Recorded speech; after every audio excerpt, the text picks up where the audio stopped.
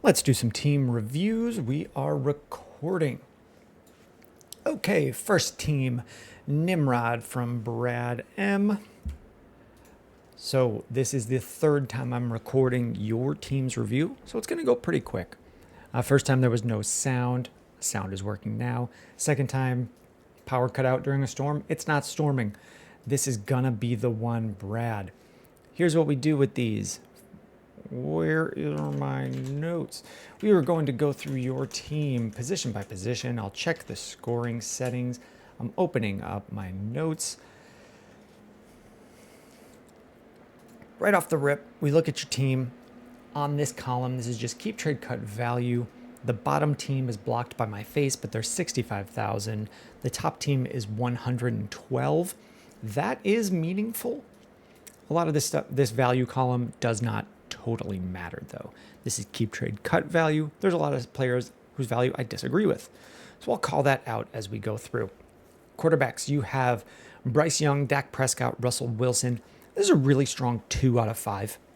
So this is one of the first spots where I don't totally agree with the value here. Like, people don't like Bryce Young because he got benched, but when he came back, he played just fine. Dak Prescott has been hurt a couple times, but when he plays, he's like top 10, top 8. That offense throws a lot. I expect pretty good production out of Dak. Maybe a little bit small on the screen, but it says he's 30. He'll be 32 this year. He still has a couple of years left of top production. Unless there's something awful lingering with his leg, I think you're fine here at quarterback. You just don't really have flexibility to make moves out of your quarterbacks. Running backs.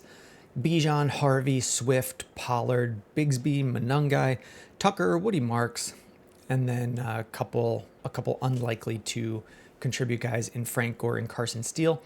There's probably a very good 3. Like Bijan's going to get you up there. We're hoping that RJ Harvey breaks out pretty early, but Swift can cover the first couple weeks for you. Pollard's there if you have any injuries. Like, you're set, and you have flexibility. If you need to do something, you can pivot from Bijan, but we'll take a look at your team. I already know that you don't really need to.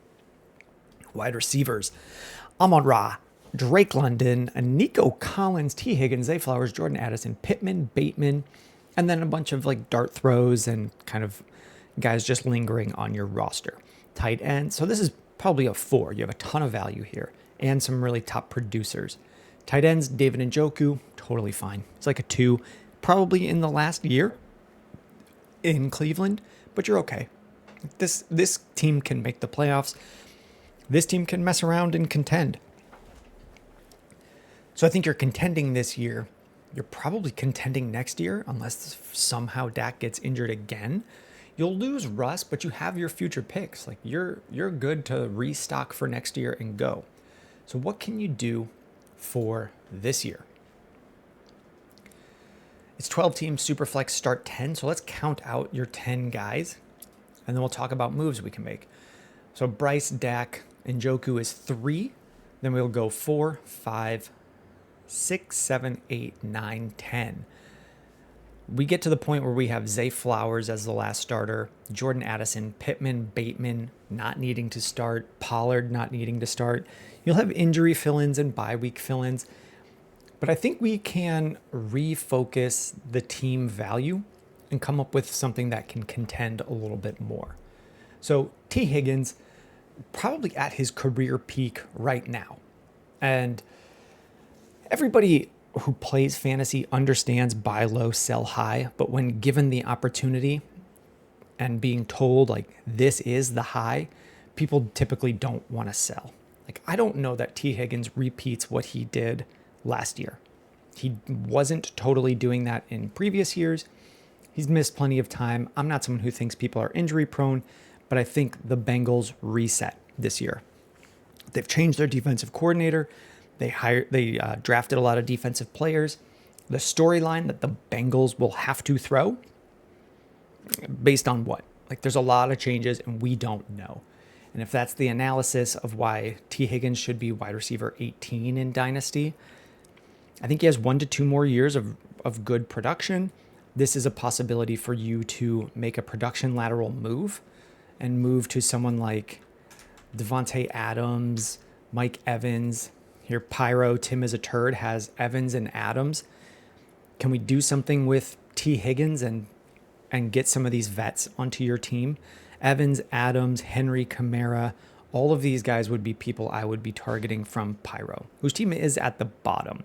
He might not feel that his team is this way, and he might mess around and make the playoffs, like goof around and get in. But when we're counting 10 guys for his team, it seems unlikely. We're going Allen, Mahomes 2, Kelsey will be a starter 3, a low value starter. That's why his team value will look low. But when we're saying Kelsey's 3rd, Kyron, Henry, Kamara gets him to 6, Evans, Adams gets him to 8, and then Kupp, Horton, Palmer. Like, he doesn't have a starting 10. I'm not sure if he knows that a rebuild is probably coming. But if he does, like, talk to him. We're looking to move T. Higgins. That's a lot of value that doesn't feel insulated. Like, what I mean is, like, Nico Collins and Drake London would have to play really poorly for their value to take a massive hit. T. Higgins doesn't have to have a catastrophic year. If he has a down year, he'll be 27, the second wide receiver on his team. People will go back to talking about him the way they do with Jordan Addison and Zay Flowers. They're not the top option for their team. Their ceiling is kind of capped. That's how people will go back to seeing T. Higgins. So if you can pivot from him, I'd be looking to make moves with Higgins, Flowers, and Addison. And then as well as Pittman and Bateman if you can. So with these guys, Addison, Flowers, Pittman, Bateman, I'd be looking to make pairings of 2 or 3 out of those guys. So like Addison and Pittman, can you up tier to something? Flowers and Pittman, can you up tier? Can you up tier from Flowers and Addison to, I mean, you already have the guys. Like, I would suggest Drake London, Nico Collins, you already have them. Could you up tier and get, what would you need to add to these packages of Flowers, Addison, Pittman, Bateman to get up to JSN? We're starting 10 guys and you want to get that value into your lineup each week. So that's spots that I would look. You can't really pivot at quarterback. You don't need to pivot from running back and Bijan because you have all these extra receivers you can combine and tier up. Those are the moves I would look to make for a team like this. We'll mark this one done. It's already done because I've looked at it so many times. Next team, Crashy Rice. I have also recorded this one many times and then lost the recording due to no sound, power outages, etc. So we're going to go through your team. I've looked at it. I know what I think about this team, and we'll just start talking. Looking at this league, it looks like you're coming out of a startup or recently, within 1 to 2 years. You've got all your future picks. This is a 12-team Superflex Start 11 full point PPR, half point tight end premium. We'll go position by position, and then I already kind of know how I feel about this team, and we'll talk about moves you can make and where I think your strengths and weaknesses are. Quarterbacks, Drake May, Brock Purdy, Jackson Dart, Tyler Shuck. You've got 2 value risers in Dart and Shuck. I'm predicting Shuck is probably going to start a couple games this year, unless he's colossally bad, but I don't know that they would have drafted a quarterback to go with their new head coach, their new offensive-minded head coach, without a general plan to use him. I'm expecting Dart to play some games this year, and as long as he doesn't completely, look awful, he'll be a value riser. At a lesser scale, I'm expecting him to rise in value the way Drake May has. Drake May played some games last year and was fine. He was a QB2. People are very hyped on him. He's now listed as QB7 on Keep Trade Cut after not doing a ton last year. It's just, we think he can be good. Well, people do. And now you've paid for it as though he has been good. And he just hasn't done it yet. Brock Purdy, really good. QB14, I would not be surprised if Brock Purdy outscores Drake May this year, next year, and so on. We just haven't seen it from Drake May yet. I don't know that the changes the Patriots have made really make me feel confident that Drake May will break out this year. I was listening to something where people were talking about which Patriots wide receivers will make the team, and it's dire. It's like Kayshon Boutte, Kendrick Bourne. These guys aren't When they leave the Patriots, I don't know that they're getting onto other teams. My team, the Bears, had that situation a few years ago. Really bad receivers that all kind of just went nowhere. They went to go be maybe the sixth guy on another team or to the practice squad, and that's what the Patriots have. And it's hard to compete and be a great fantasy quarterback with that. So, decent production value risers, but it seems like a lot of misplaced value or value that won't turn into points. Running backs, Ashton Jeanty, Quinshon Judkins, Dylan Sampson, and then a bunch of rookies. I think it looks like you just targeted rookies and young players here. Jeanty should be fine. Judkins will deal with the suspension. We hope that it's Dylan Sampson who takes over during any suspension, but it could be Jerome Ford. So we're feeling okay here, but it's probably only a 2. Like starting the year, there's a real chance you only have one startable running back, and we just have a hole in this roster. And we need to get to 11 starters. Wide receivers, we've got Malik Neighbors, Rashee Rice, Ibuka, DJ Moore, Godwin, Kupp, Adonai Mitchell, and then some of these Patriot guys and other dart throws. So it's okay. It's probably a really strong 2 getting to a 3, but we need to start 11 guys, and I don't know that we have enough to fill all the flex spots and make up for not having a great second running back, at least to start the year. Tight ends, Tyler Warren, Evan Ingram, Michael Mayer, Luke Musgrave. Tyler Warren, highly valued tight end prospect. Maybe tight end, this year there's another breakout rookie tight end. Last year it was Brock Bowers. The year before that, Sam Laporta. Kyle Pitts had 1 year of decent stats. He wasn't phenomenal and then sort of fell off. And then for about 2 decades, there was no rookie tight ends that broke out and scored a lot in their rookie year. So we're kind of in trouble with this team with a lot of rookies that'll need time to develop, like Ibuka, Judkins with a suspension, Sampson's a 4th-round NFL pick who might need to fill in. Tyler Warren will take some time to develop. When we need to count out 11 starter spots, we're kind of in trouble. We've got Drake May, Purdy, and Evan Ingram starting the year. Like, Evan Ingram has not been amazing throughout his career. He's not really efficient with all of the targets that he gets. We're hoping, in my mind, best case, like, he's fine. So when we get to 3, like, I don't feel great about the tight end. Maybe you feel good about Evan Ingram. But that's 3 starters. Then we're looking at Jeanty and maybe nothing. So 4, 5, 6, 7, 8. Chris Godwin might not start the year. Cooper Kupp would be 9. And then nothing. And we need to get to 11. I feel like we got to make some pivots if you want to take the value that you have and contend in year 1. I think this team probably felt good drafting, but we got to do some stuff. Like, Rashee Rice might get suspended. And then we just are many starters short of a roster. So the first place I would look is Drake May. I've been doing a lot of startups. There are plenty of people, at least one in each league, that is really hyped on Drake May and will pay you as though he's already producing, and he just hasn't been. So that's where I would look. I would look to down tier from Jeanty, Warren, both of these guys to get enough starters to go. Tyler Warren, you could down tier to Hawkinson, Kittle, as veteran guys that are going to be fine. If you want to go real extreme, you could down tier to the last year of Kelsey and just have decent, probably, I would not be surprised if Travis Kelce outscores Tyler Warren this year. Like, it doesn't last after this year, and we hope Tyler Warren breaks out, but a lot of the time tight ends don't in year 1.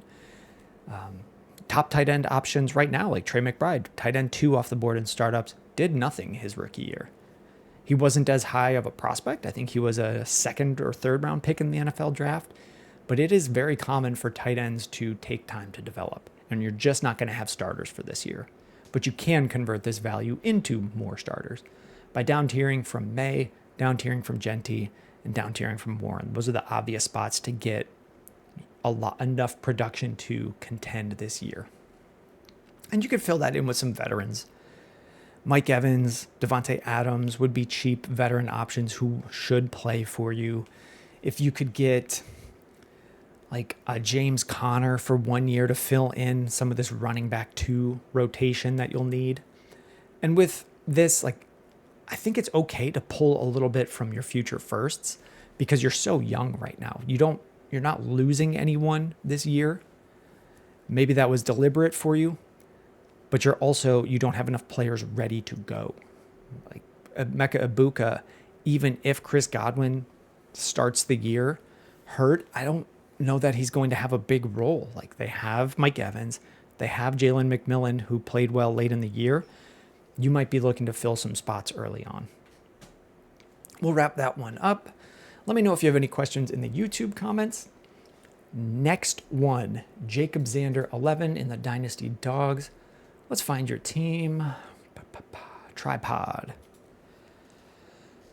Jacob Zander is in a 12-team Superflex Start 11 PPR, no tight end premium, has picks for the future.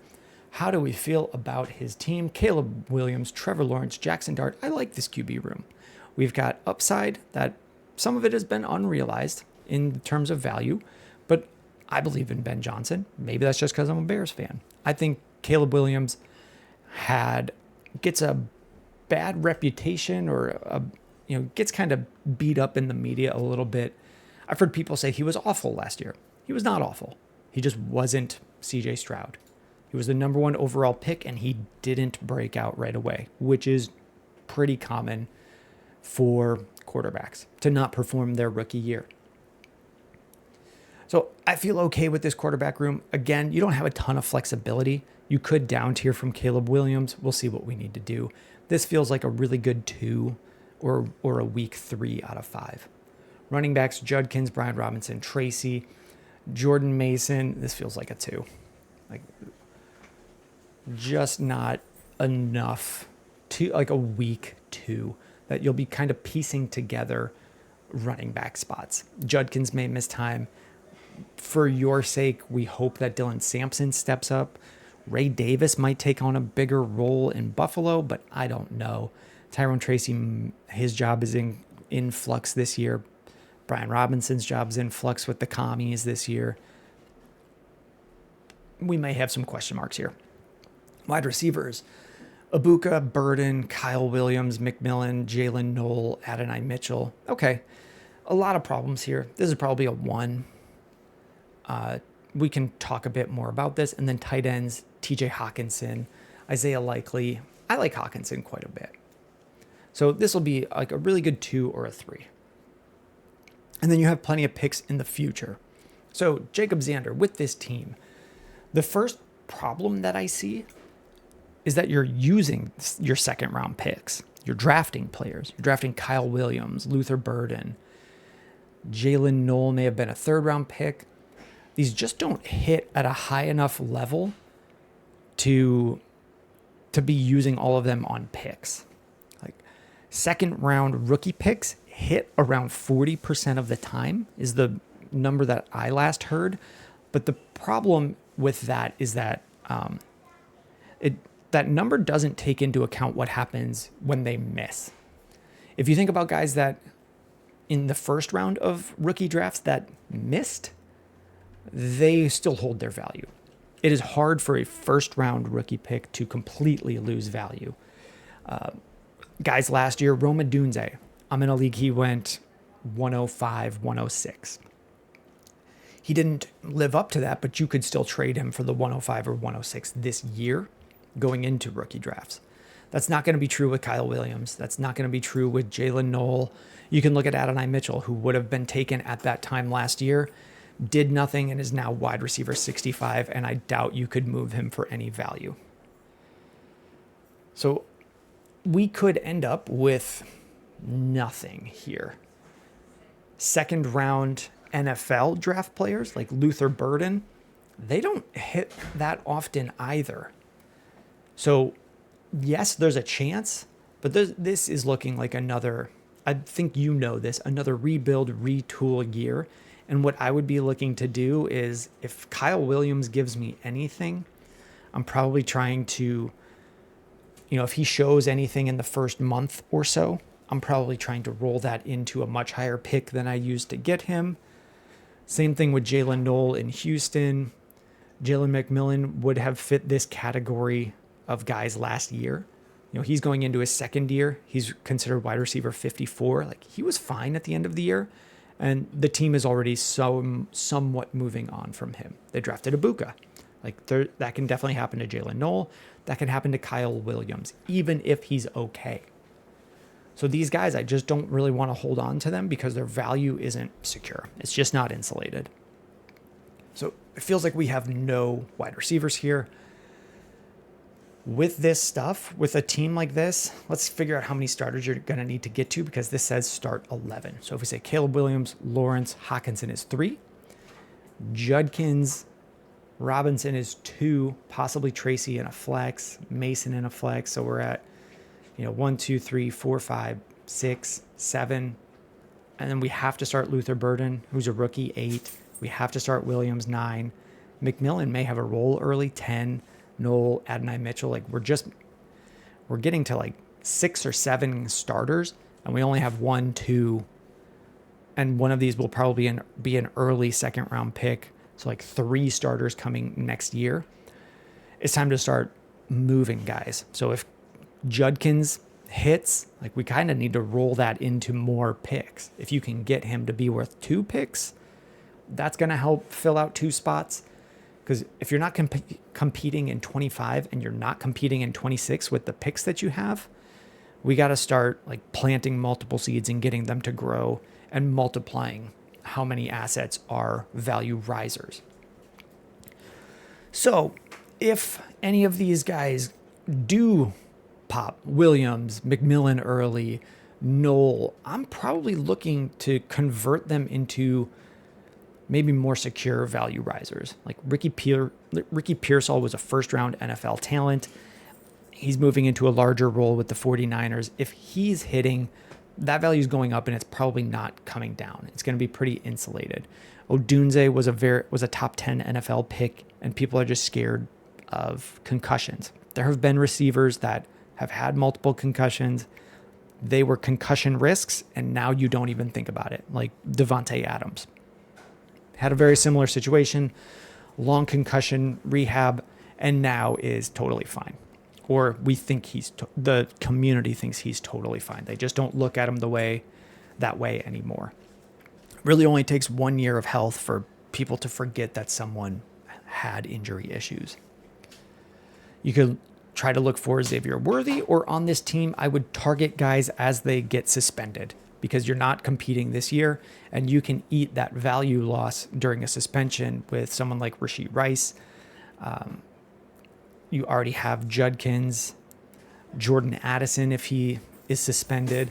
Those are the type of things that a team like this should be looking for, and then cash all of these guys in for second round picks or a pick higher than you used on them if you can.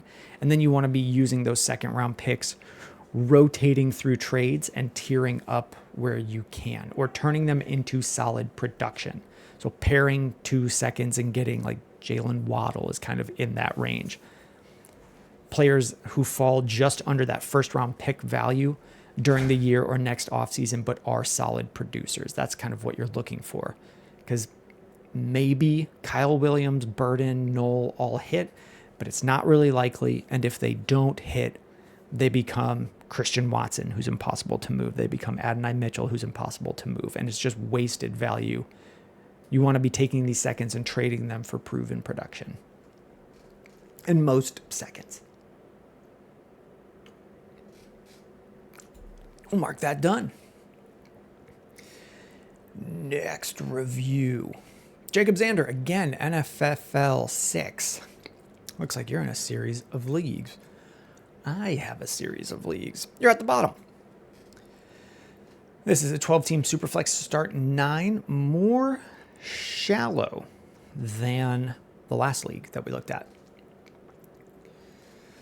On this column, you are at the bottom of the total cumulative value. That doesn't necessarily mean your team is bad, but now I'm scrolling down and looking at your team, and this may be another rebuilding team. So a lot of what I just said may carry over.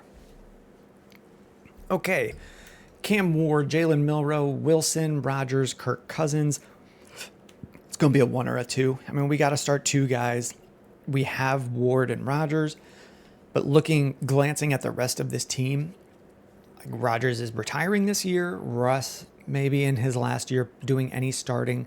Jalen Milroe's a decent dart throw. Probably got him in the 3rd round of your rookie draft. After this year, we're going to need a quarterback, probably. So a decent 1. Cam Ward will get you to a real strong 1, but you don't even have 2 options after this year.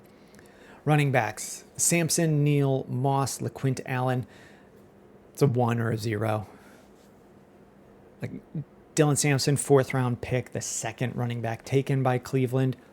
Maybe he has a role. Maybe this offense rebounds. Maybe they don't move on from their coach after this year if they have a bad year. And then other guys here, similar situation. Devin Neal, late round pick, could become something, but it's a really low shot. Zach Moss probably not playing much after this year. And LeQuint Allen, I don't know anything about him. I've heard this name. If you had told me what position does LeQuint Allen play, I would not have known it unless I was looking at this column. Wide receivers, Marv, Ibuka, Jamison Williams, Luther Burden, Keon Coleman, Jalen McMillan, Xavier Legette, Pat Bryant, Tank Dell. Okay. Like, yeah, you've got some youth here. We've got a base like Harrison and Ibuka should be good next year. Maybe there's a breakout from Luther Burden. Maybe Keon Coleman bounces back and plays well. Maybe Xavier Legette, NFL 1st round draft pick, plays well as a wide receiver 2 for Carolina. We've got some possibilities here. Hey, we're making a video. Is it almost done? Not even close, sweets. When is it going to be 9? A couple hours, probably. Like 2? Yeah. Make it 2. We'll try. Do you want to go get dressed for the day? Okay. I'm just going to stay in my pajamas. Yeah. Well, probably not. You'll probably get dressed. So, wide receivers, you have some upside. You have some guys that is not upside I really want to bet on for a rebuild, and I'll talk about that. And it'll be similar to what I just said with your last team. Tight ends, Dalton Kincaid, Njoku, Fannin, Ertz. We probably want to move all of these guys. So, scores, we're looking like 1, 2, 1, 2, 3. Like a week 3, probably a 2. Yeah, probably a 2, looking at this start 9, where you need more high-end guys. And then tight ends, 2 to a 1. So this makes sense. Rank 11 in keep trade cut value and not really much production. So we do have some like high production. When you look at the production to keep trade cut value, Zach Ertz will be a good guy. He's probably got to go. David Njoku should probably go. Kincaid should probably go. This is a lot of, we got to finish tearing this down to the studs and getting into firsts. Some seconds that you can use for trading, but we want to get you to firsts for drafting and seconds for trading. So where do we find those? Let's count out. Can we get to 9? Like next year, it'll be Cam Ward 1, and we'll need a spot. So that's 1 spot we'll need. We'll possibly Fannin is okay, but we'll probably need a tight end. So we're short already. There's a good chance we're going to need 2 running backs next year. If you want to, or for your next contending year, you'll need to, we're at 4 starters that you'll need. And then Harrison, Ibuka, Jamison Williams will probably all be starters. Maybe Burden, maybe Coleman. Okay, so let's get to 9. 1, 2, 3, 4, 5, 6, 7, 8. Luther Burden would be the 9th guy, Coleman. So we probably need like 4 more players. And I don't know that it's totally going to work out with the 2 draft picks you have. So we got to start converting guys into picks. So it's looking like if we get Cam Ward up to a +2, like over 2 firsts in value, like that, I could probably be fine with selling into firsts because we just need to be making more picks. If Sampson, Neal, LaQuint Allen. If you can get a second for any of those three, I'd probably turn and do it. Zach Moss, if you can get a third for him, I would be fine to do that. With these guys, you are just waiting to see if there's injuries ahead of them, suspensions ahead of them. If Chase Brown gets hurt and Zach Moss takes on a bigger role, you're selling Zach Moss for the highest pick you can get. Wide receivers, if we get a breakout from Marv, that might be, it would need to be a massive breakout, and then that becomes possibly a hold. But if he gets up into that Jamar Chase level with a team this talent void, I could borderline see like down tiering to a Drake London type and picking up 2 firsts. But that's best case scenario for Marv. Ibuka, we're holding this year. Jamison Williams, I would sell right now if you could get a first for him.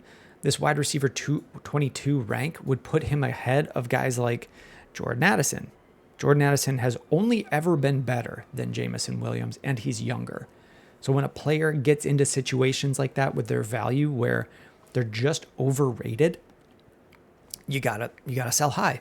We talk buy low, sell high, but when the sell high is presented to fantasy owners, they waver. They don't want to sell because there's a chance he goes higher. I don't see where that chance comes from. If Luther Burden gets you up to we're looking to see if he becomes like the wide receiver 2 or a future wide receiver 1 in Chicago. He's 21 and a half years old. That's kind of what you're looking for. But if he can get you up to a first and a half or 2 firsts, we're probably cashing out because we just don't have starters. This roster can't really afford this many question mark guys or potential breakouts. We need to just start cashing them in for firsts as they get there, and then compete, drafting in 26, maybe competing, but probably competing in 27. Mark that one done. On to the next one. Nice. Neighbors selling dope in a 12-team start 10 PPR, top of the board in keep trade cut value, but it's a pretty tight board other than this guy. So we'll take a look at it. 12-team Superflex start 10. If there are any niche settings that are not shown here, I don't know about them. I do just need to update the site, and that is part of why these team reviews are free and slightly delayed. Okay, we're going to go position by position. We'll talk about positional values, strengths and weaknesses, a contending outlook, like if you're contending this year, next year, the year after, etc. And then we'll talk about moves you can make. Quarterbacks, you've got a bunch. Murray and Lawrence are both guys I really like, where when we look at this column, we're going to get a lot of production per value or per point of value. It's not a real metric, but what we've got here is possibly 2 top 12 guys. Kyler Murray is generally, I think his worst year where he started every game, he was QB 10. I think that was last year, and he might be better this year with a better Marv, like a second-year player. Second-year players very often just play better than rookie players. So we should see a little bit more production from Marv, probably QB 8, QB 9. Trevor Lawrence, new offensive coach. He's a fine pocket passer. He could easily be, he's going to have the best receiving crew of his career. I wouldn't be surprised if he was anywhere from QB 8 to QB 12. He's ranked as QB 18. You're just buying at the floor. So we feel good about this. Not a lot of flexibility because people don't really like these guys. And then we have a ton of dart throws. Like Hendon Hooker. It looks like this is just a deeper roster. Running backs. Caleb Johnson, David Montgomery, DeAndre Swift, Trey Benson, and some dart throws. Like, we're fine. This is probably a 3. I mean, this is probably a strong 2 or a 3. We'll get good production. It's going to be hard to move on these guys for the value that they provide your team. It's hard to get someone else to buy them at the value they should have. Wide receivers, Neighbors, Nakua, Travis Hunter, Luther Burden, Pittman. This feels like a 3. What is this, a start 10? We might want more solid starters here. Maybe Keenan Allen signs and plays a couple weeks for you. Tight ends, Brock Bowers, Kyle Pitts. This is a 4. If we had a better backup behind Brock Bowers, it would be a 5. But It's probably a 5. It's probably a 5. Kyle Pitts can play 1 week and hopefully not lose that week for you. So this is probably a contending team. If we look at the 10 guys you have, it's Murray, Lawrence, 2, 3, 4, 5, 6, 7, 8, 9, 10. So we're kind of hoping for Luther Burden to produce pretty early, Travis Hunter to produce pretty early. With what you have, you may feel like you have some holes to start the year in your lineup. Some of that is just covered by Brock Bowers. There's no tight end premium in this league, and we're hoping he gets a lot of points gets a lot of receptions like he did last year. I don't totally know that he will. I mean, when you look at the Raiders, their running back going into last year was Zamir White. Like, Zamir White stinks. People were high on him last year because he was the only guy, but that's just dumb logic. Like, that doesn't really work out. It's if you're the only guy and people think that means you're going to get most of the work, it also means you're not hard to beat. Like, any chump can come in and beat you. And that's what we saw with Alexander Madison last year. So what I mean to say is the Raiders offense was really bad and really dysfunctional and could only work by force feeding Brock Bowers. And I don't know that that's going to happen under Pete Carroll.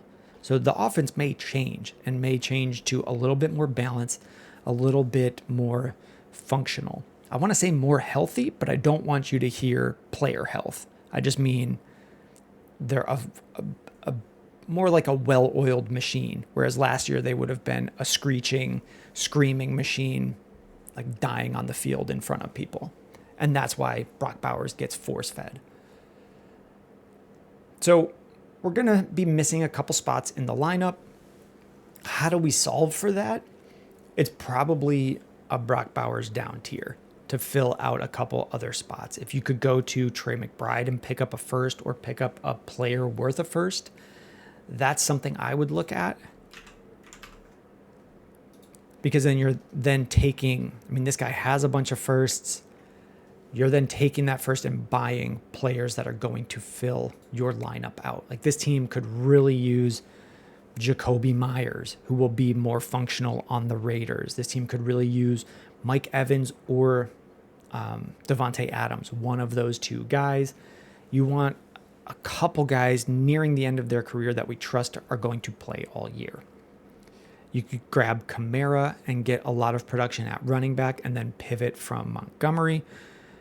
But they're the same kind of guy. Like David Montgomery, 28, probably near the end of his career. We want, and Swift, like, actually you're probably okay at running back, but we want to get one or two more veteran receivers.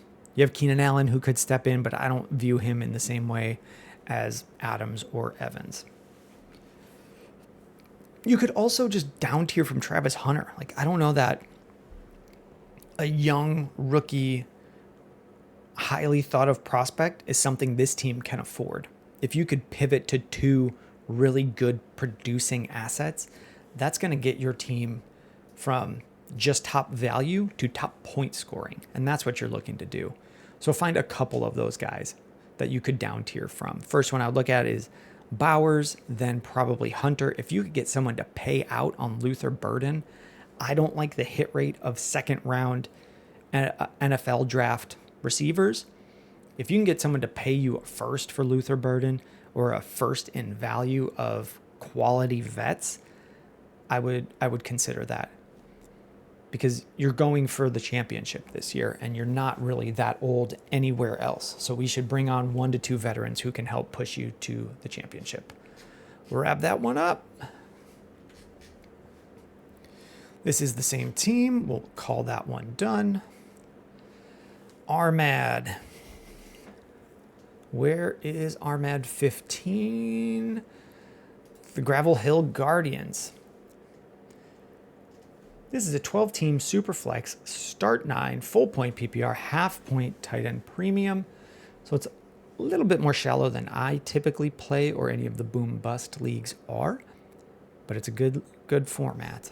So let's go position by position on your team. We'll talk about strengths, weaknesses, where you can make some changes, how your contending outlook looks, That's not a great sentence. But we'll talk.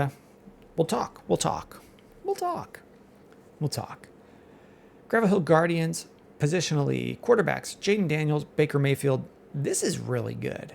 You're going to get really good production from both of these guys, at least based on last year. No third option, but that's not the end of the world. If you have a player that can fill a super flex role, it doesn't mean you're going to lose that week, and it only happens twice. If there's an injury, you'll have a problem, but there's plenty of leagues I'm in where I keep it tight with 2 quarterbacks, so we're good here. This is probably a 4, a decent 4 out of 5. Running backs, Genty, Brown, Benson, Warren, Williams. You got 2 strong options, and then a couple maybes. Like Javonte Williams might just win that job and be fine.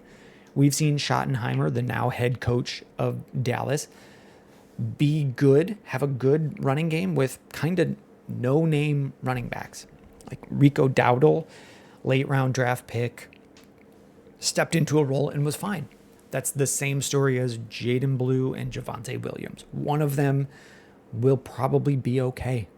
Trey Benson, sometimes we hard whiff. Not you specifically. I don't know if he's going to develop. I don't know. I guess you just kind of have to hold him and see. You're not really going to get value for him. Wide receivers. Maybe. Travis Hunter, DK Metcalf, DJ Moore, Mike Evans, Josh Downs, Ayuk, Jaden Reed, Calvin Ridley, Leggett, Michael Wilson. Okay, this is like a 2. The way this value is, when we go to Leggett and we count 1, 2, 3, 4, 5, 6, 7, 8, 9. 9 guys who all could start, and man, I just don't like the way this is structured. I'd like to get this up to like 5 guys, a better 5 guys. So we can talk about that. Tight ends, Tucker Kraft, Mark Andrews, Terrence Ferguson. This is fine. It's like a 3. We hope that Tucker Kraft stays in the role that he's in. I think it seems more and more like he's the guy for the Packers. I thought Luke Musgrave was going to be the tight end for the Packers. They drafted 2 in the same year, and Musgrave has just been hurt, and Tucker Kraft has taken that role and gone. Mark Andrews was coming off an injury to start the year last year, broke his leg the year before, was in a car crash right before the year started, and started really, really slow. I think he's fine. I think he's totally fine for a tight end. You're set here. But with this team, you're near the top in value, but I don't like how it's situated. So how can we work on this? Like Travis Hunter as the highest valued player, maybe he breaks out. He might also be one of the highest producing players. It could be Mike Evans, who's just a low value guy because he'll be 32, but he could be a top producer for you. Let's just get to 10 and see how many receivers you need to start, and then we'll talk about how we can up tier at receiver. So we'll go 1, 2 players starting, 3 starting each week, 4, 5, 6, 7, 8, 9, and you're only starting 9. So you could be all right, and then you'll just have this value in Leggett, Reed, Ridley could be a starter this year. Like if Cam Ward is a decent player, Ridley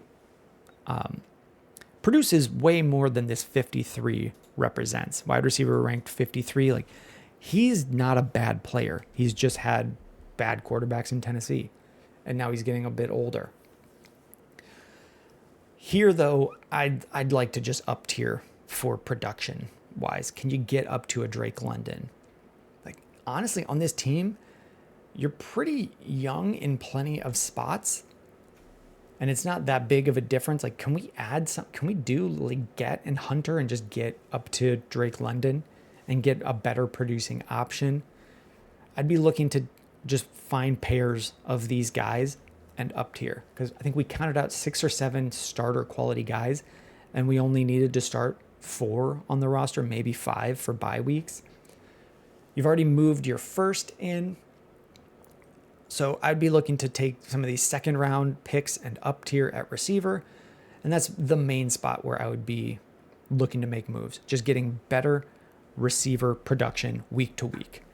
You want your moves to be targeted towards more weekly production, because you're probably going to make the playoffs. If you didn't make the playoffs, it's most likely because all this value is spread out over 400 receivers when you only need to start 4 or 5 throughout the year. If you need to, down tier from Jaden Daniels, down tier to a different receiver. There's plenty of people who hate Jalen Hurts. If I could down tier from Daniels to Hurts and get a first in value and use that with, I'd probably look at Jaden Reed and can you get up to AJ Brown? So go, a move like that. Down tier from Daniels to a guy and up tier Jaden Reed to a much better producing receiver. If you like, AJ Brown would be a great target for this team. He's very similar to DK Metcalf. He's 28, Metcalf is 27. They're kind of at the point where if they're on your team, they just need to stick there until the end of their career. Their value is not going to go up enough to make sense to trade them. Similar to like Mike Evans for the last couple of years. His value is just going to stay low. He's wide receiver 35, but he just keeps producing. And that's the career path for Metcalf, for AJ Brown. But your team can hold those guys and just win championships. So I'm not really looking to hang on to any receiver that you have. They can all be packaged and moved up, other than maybe Metcalf, like I was just saying. It's going to be hard to get full value for him. I'd look to down tier from Daniels to move these guys up. And then I don't know if this team can afford the luxury of Ashton Genty. There's so much value in him here, and we don't know that it's going to hit. And I would rather just get a more well-rounded team and sell kind of on the 101 overall hype and get a great receiver going. Those are moves I would look to make. None of them are requirements. You don't have to sell Genty. You don't have to down tier from Daniels. But that's where I would look to get a better starting lineup and just go for the championship.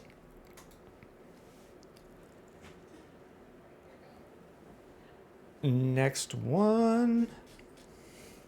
Schultz 55. Miami Dolphins is the team name. Oh, this is a fun theme league. That's fun. Third ranked. It looks pretty wide open. Like we've got some teams that may be rebuilding at the bottom here. Oh, that's behind my face. Yeah, so they may be rebuilding here, 69, 68, and then at the top, 98. So not too wide, not too blown apart. No super teams, no god-awful teams, but some clear rebuilders and some clear contenders, and it looks like you're near the top. This is a 12-team Superflex, start 9, half-point PPR, no tight end premium. How does the team look, though? So when we look at this column, we don't care as much about the number because sometimes value is misplaced. So we're going to go position by position, and I see some spots where value is a bit misplaced. Like Tua, QB 25, because people are scared of him retiring. I'm not scared of him retiring, and he produces as a top 12 guy when he's playing. Drake May, QB 7, because people think he will break out, but when he was playing last year, he was not a top 12 guy. He was like QB 15, 16. I don't know that there's been that much change on the Patriots to elevate him up that high to QB 7 on any given day on Keep Trade Cut, where these values come from. That's just market consensus value. Drake May is interchangeable with Patrick Mahomes. Like, I understand what the upside for Drake May is. Is he the next Josh Allen? But if he's not, this value just plummets. And it's realistic that he's not. Like, most guys aren't Josh Allen. So this may be a move that we pivot from depending on how the rest of the team looks. Like, can we afford to gamble on this breakout? This feels like a weak 3 out of 5. We have a couple dart throws here. Running backs, Genty, Achane, both of these guys could be RB1 overall in this league. And then Braylon Allen, we kind of hope takes on a David Johnson-esque role for the Jets, or a role similar to other Sean Payton offenses, where that's kind of the lineage of the offensive coordinator for the Jets now. 2 running backs or multiple running backs is pretty normal. So when they say Braylon Allen may move into a committee with Breece Hall, like we've seen that. That's Gibbs and Montgomery. That's DeAndre Swift and James, what is his name? The other guy who was on Detroit who scored like 20 touchdowns. It starts with a J, and then it's JW was his name. Jamison Williams, but that's the wide receiver. I'm blanking on it. It's not Javonte Williams. It's something. He liked Pokemon. Maybe you know who I'm talking about. Jaden Blue could become the guy in Dallas. Roshan Johnson could take on that goal line back role in Chicago. We may have a really good 5. These are all low percentage chances, but we have a really good 2 here. So this is probably a strong 4. I just wish we had a better third option that felt safe going into the year. Wide receivers, Neighbors, Hunter, Rice, Worthy, Williams, Royals. This is a start 9, right? So we can probably get to starting 9, but there's definitely some risk here. This is probably a 4, though. If we need to start 9, we've got 4 wide receivers. Tight ends, Tyler Warren and Harold Fannin, both rookies. I don't know if we just have a lot more people joining, or you like the risk, or there's just a lot of people recently starting to play Dynasty who don't have a history of rookie tight ends. Like last year we had Bowers. Year before that we had Sam Laporta. So maybe there's a new trend, or maybe things have changed between college football, NFL. Maybe we're in a period where tight ends got a lot more experience playing during COVID and getting extra years of experience, where they're more NFL ready. But if we go back past those 2 years, Bowers last year, Laporta the year before that as great rookie tight ends, there was Kyle Pitts who was okay, and then no one else for decades. So it is really likely that we don't have good production at tight end for this team. And this team is ready to compete. So let's talk about moves. Like, can we afford waiting on this many breakouts and gambling on breakouts? We've got Tyler Warren, Ashton Genty, Drake May. I don't want to bet on 3 players that need to break out for my team to just maintain value. Like Genty is listed as RB3 on Keep Trade Cut, and he's done nothing so far. Drake May is listed as QB7, and he was fine. And the team didn't really get better. They didn't get a ton better. They got some better. Tyler Warren, tight end 4. That's just because he's young. Like he hasn't done it yet, and tight ends take a while. Trey McBride is in his 3rd or 4th year. Like he did nothing as a rookie, and that's normal for tight ends. He wasn't as high of a prospect, but that's normal for tight ends. Travis Kelce, one of the best to ever do it, did not do anything in his first year. So this would have me worried to have Warren, May, Genty. I would probably target down tier from Warren to just get production. Can you get Kittle and then hope that Harold Fannin breaks out and is your young guy? Because I'm expecting both of these guys to not do very much this year. So I would look to down tier to Kittle. I would down tier to Hawkinson. I think Laporta is probably the tight end 3. If you could just pivot and get the value and production of Laporta for a team like this, where you're probably contending or you have the value of a contender, I would consider doing that. I would sell Kyle Williams. We have so many guys here where we're hoping for a breakout, and this team just needs production. So maybe Kyle Williams breaks out, but most 3rd round NFL draft picks don't. I know Amon-Ra St. Brown was 3rd or 4th round, and sometimes they do, but that's one of the only ones. Looking back a long time, I don't want to take those types of bets. Other places, so I would say down tier from Drake May and just get Baker, just get Purdy, just get Dak, just get Jordan Love. You already have Trevor Lawrence, but those are all kind of the same guys. Like Tua is in this pocket passer group that's going to be the quarterbacks from 7, 8, 9, 10, 11, 12, 13, 14. It's going to be all these guys. Lawrence, Tua, Love, Purdy, Stroud. They're all kind of the same guy. We're just hoping that they have a good situation and that they score touchdowns this year. And touchdowns aren't really sticky or predictable. So I would take any one of those guys that's going to give me probably top 12 production, all similar points per game. So if one is QB8 and one's QB12, but they both score the same points, it doesn't matter. I just want those points. I don't want to gamble that Drake May breaks out because this team could miss the playoffs realistically, if Tyler Warren doesn't play well, Drake May doesn't play well, we've got Travis Hunter here who might not break out. Like a lot of the time, rookies take at least a month. Come on. Justin Jefferson had one of the best rookie seasons of all time, did nothing in September, wasn't even getting on the field. The guy that was getting on the field ahead of him, like we don't remember his name because he left the Vikings and probably went nowhere. But it doesn't take much to keep a rookie off the field. So we may have a slow start to the season, and I would look to get some vets, like move Tyler Warren for Kittle. This team could probably move like Rice or Hunter or Williams and get Devontae Adams, Mike Evans, A.J. Brown, guys that are going to produce and get you into the playoffs. And by the time you're in the playoffs, Genty should be having a really good role. I don't know that Warren or Fannin totally would, but we're trying to get through the early part of the season, and you'll need some vets to carry you. So that's who I would target. Joel's Dynasty League, NFL Young Boy. Where are you? Joel's Broke Jumper, Joel's Raptor, Joel Pittman Jr. I like a Joel-based league. Is NFL Young Boy Joel's name? I don't know. Middle of the pack in a 12-team Superflex Start 10. That's what I like. This league is a little bit more wide open than others. So this is the cumulative keep trade cut value of the team, sort of. And this is just for my site to have a general ordering. We're not going to take this too seriously because sometimes value is misplaced.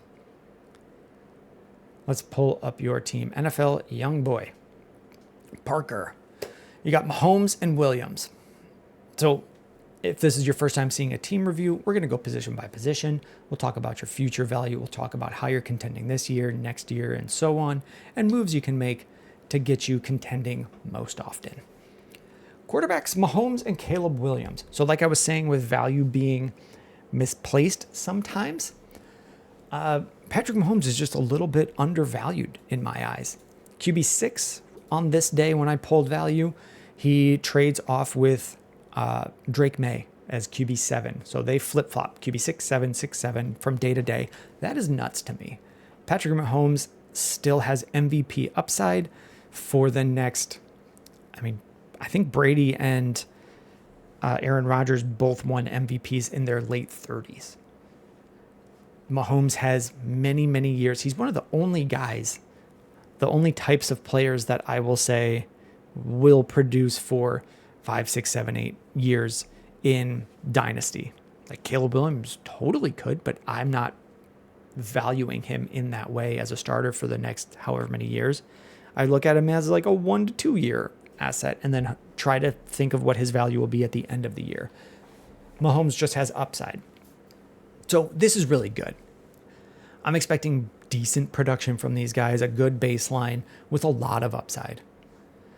Spencer Rattler as a third guy, totally fine. Who cares? You don't need a third quarterback, but we could use, if you could get Stafford to just feel safe, your team may end up making the playoffs. You probably have enough value to make the playoffs. Let's just see if we need to structure it differently. So I give these a ranking out of 5. This is probably a really strong 2 or a weak 3.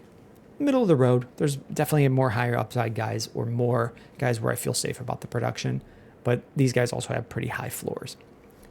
Running backs, Achane, Breece Hall, Jalen Warren, Braylon Allen, Brashard Smith, and friends. We've got 2 guys here, 2 probably pretty good guys. I'm expecting Breece to have a bounce back year.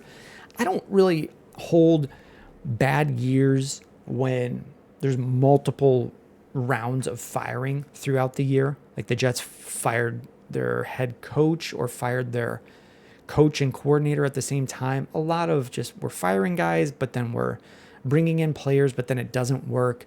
Like that weighs on a team. So I don't really care to look at the stats during that year very much. And Breece Hall has been excellent with horrible quarterbacks. So yeah, running back 9 seems fine. He's very good. He's young. Achane, I really like. He's got RB number 1 upside, and he's not that expensive. So we're okay here. We might want a third veteran option. Wide receivers. Amon-Ra, Pearsall, Moore, Pittman, Mims, Cup. Okay, this is like a 2, a strong 2. Like Amon-Ra is pretty good. How many starters do we need? We need 10 starters. Okay. Tight ends, Tyler Warren, Travis Kelce, put fries in mouth, Darren Waller. Okay, so this team has contending value level. It just feels kind of misplaced. Like this team can't afford a Tyler Warren breakout, or can't afford waiting for one. You have enough value to contend this year. Like there's a very good chance Ricky Pearsall's value goes up and he produces as a top 24 receiver. I'm kind of going to pencil him in as that, but let's count out your starters. We're looking at Mahomes, Williams, and we're trying to get to 10. And we're going to see how many gaps we have. Kelce as a third starter because he's going to produce early. Like rookie tight ends typically don't. We've had one last year and one the year before, and then nothing for like 20 years. Like Kyle Pitts was okay his rookie year. But a lot of the time, you're just not getting enough production from a rookie tight end. So this guy's just kind of sitting here and waiting to produce to hopefully break out. So we got 3. Achan Hall is 4 and 5, 6, 7, 8. And then Pittman and Mims is 9 and 10 and nothing behind that. Like once you start counting out how many starters you have, in my eyes, it seems clear like Warren's got to just pivot to a receiver. You can probably get a pretty good receiver. Like you could probably get AJ Brown for Tyler Warren in that range. You've got some picks. You've already moved a first, and I don't see it in this lineup. I'm not totally sure I see where that first went with the way that this team is structured. You've got a future with Tyler Warren, but I would rather compete now. You're very likely in the mix for making the playoffs if 12 or if half the league does. 6 teams make the playoffs. I don't want to miss the playoffs because I was waiting to see if Tyler Warren broke out, or worse, starting Tyler Warren when he doesn't produce. Maybe I'll eat my hat at the end of the year and Warren and Loveland will be the next tight end studs who nailed it year 1. But most of NFL history is tight ends not hitting it in year 1. I feel like I've been saying this all day long. Trey McBride, tight end 2 right now in the rankings, did nothing year 1. Came on late in year 2 and now is the top guy. Like, can we hold Tyler Warren for that long as the value just dips and people start to think it's never happening? That's a real situation that could happen. So we should prepare for it. Let's just get AJ Brown. Let's get more receivers to start and have a starting 10. You could down tier from Caleb Williams or Mahomes. That's probably where you can get more production in your lineup. If you went to Dak, who's low value right now, like you don't need 2 could be amazing guys. I'd rather have the production of Baker, the production of Dak, the production of Goff maybe. Like Goff may take a step back with the changes in Detroit, but I would be looking to down tier probably from Caleb. Like it's hard to get full price for Mahomes, but Caleb, if it's not working early on, like if we don't see signs of a breakout coming pretty early on, I could see myself pivoting to an older veteran guy and just getting the points and going for the playoffs.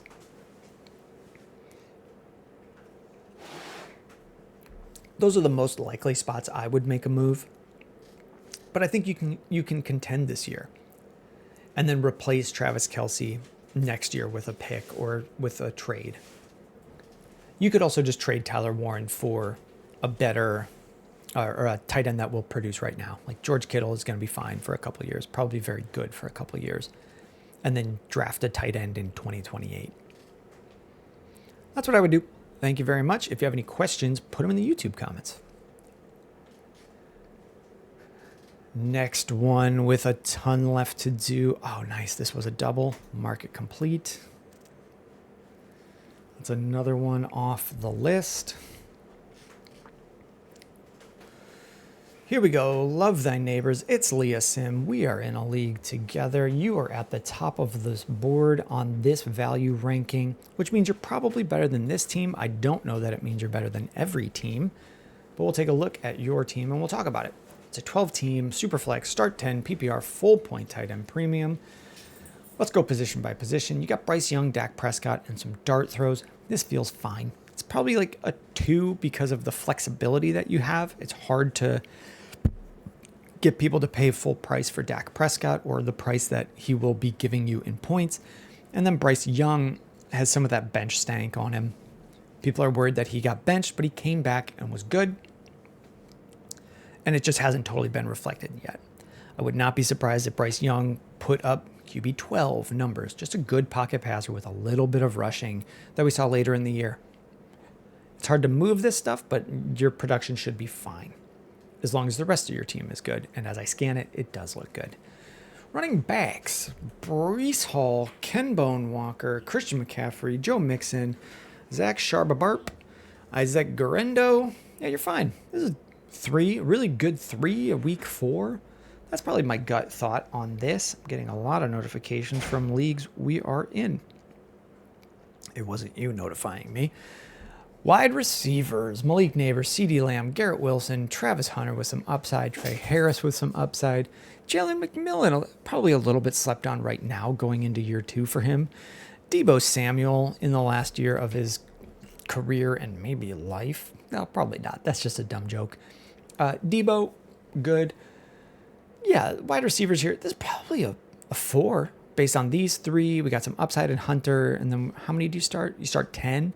So we could probably find some starters here. And you have enough starters from running backs to cover your flex spots. Tight ends. This is the type of team you want to see Tyler Warren on. Especially with this 1-point tight end premium. You have enough tight ends to cover this first year, as tight ends usually take some time to develop. A lot of people submitting their teams for review have had Tyler Warren. I will say this again, if you haven't been watching this video, tight ends take a while to develop. We've had Brock Bowers, Sam Laporta for the last 2 years that developed, and then about 2 decades of no one being a good rookie tight end. Kyle Pitts had a good year, but most of the time they're not fantasy relevant. But you have Njoku. You have Pitts, who's ranked as tight end 13, and I think was like tight end 15 in points last year. If you could get any value for Pitts, I probably would. Although with the super tight end premium league, maybe he scores a little bit for you this year. You've got plenty of future picks. So this looks like you're contending just forever. You've got enough to restock. You're really looking good. So what moves can we make? Because you should probably just go for it this year. Is there a reason to... I mean, can we move? Let's find guys we can move up to. Like Travis Hunter, do you need to wait for the breakout on him? This team is ready to go now. You got McCaffrey, Mixon. If McCaffrey plays, this team's going. And with these guys, Warren and Hunter, I'd probably look at one of them and say, like, I don't want to wait on both. It's okay if the breakout happens for someone else, if you get paid full price for them now. We're doing our startups together right now. If I could just get AJ Brown and a little bit more, I'd be fine moving Travis Hunter and just get the production, like get the championship. You don't even have to sell some of your future, and you have enough future to replace AJ Brown in a few years. That's where I would look. That probably seems like the most obvious move on this squad.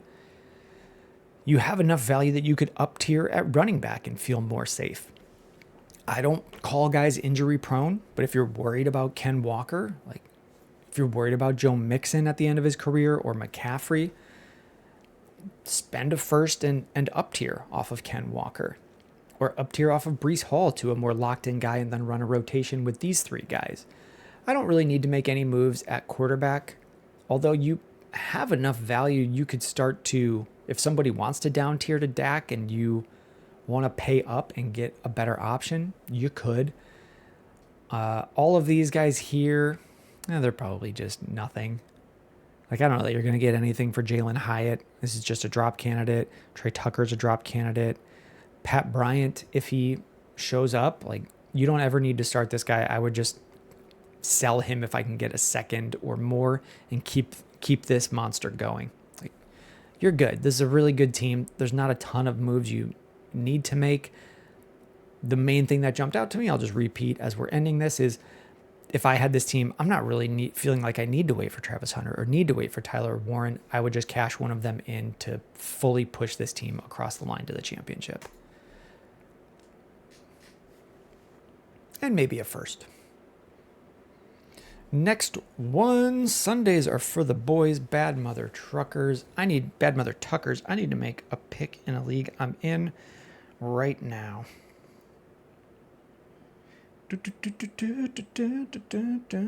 Gotta make a pick in this league. Gotta ruin my team, yeah. I guess I'll take Austin Eckler. And then I'll tell the boys that I'm doing this vid. Just reviewed a team for at Itsleahcim. Was distracted. Recording as I type this. Bad Mother Tuckers. Bad Mother Tuckers, let's find you. Here you are, Tucker H, 13. So this column is here. We are not going to value it too heavily, but it helps sort the teams generally to put maybe the best team at the top, maybe the worst team at the bottom. Although this probably is one of the worst teams. That does not mean this is probably one of the best teams. A lot of times, or this value just comes from keep, trade, cut. I don't totally agree with the Dynasty community on plenty of players, and we'll talk about it as we go through. This is a 12-team Superflex start, 11 half PPR, half point tight end premium. If there is an IDP player in this, I don't know about it. I will talk about your team as though it's a start 11, but I'll talk about it in a way that you can probably tweak the advice if needed. If there's kickers and defenses, I don't know about it. Those are just not high priorities for this site while things are free. Those features will come, but right now we're just testing stuff out and building the site. We'll talk about your team position by position.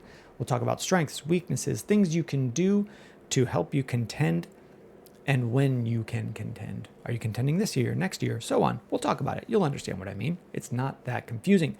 Quarterbacks, Kyler Murray, Joe Burrow. I like this option. When we talked about value not totally being placed correctly, I would say that about Joe Burrow. I probably would take Jalen Hurts over him, but I would probably take Joe Burrow over Patrick Mahomes, which would put him at QB5. Just in the trade market, though, you can probably get more for Joe Burrow than I would think he is worth. So that might be an option for us. The reason I say that is, yes, he's very talented. He's a really good pocket passer. This team will probably throw touchdowns just based on the offense they have. But when the analysis for a player is this team's going to have to throw, no, they're not. We don't know that. We never look back and check, did they need to throw? We think their defense is bad because they were bad last year. They've replaced the coordinator. They drafted a lot of defensive players. There's a chance they don't need to throw.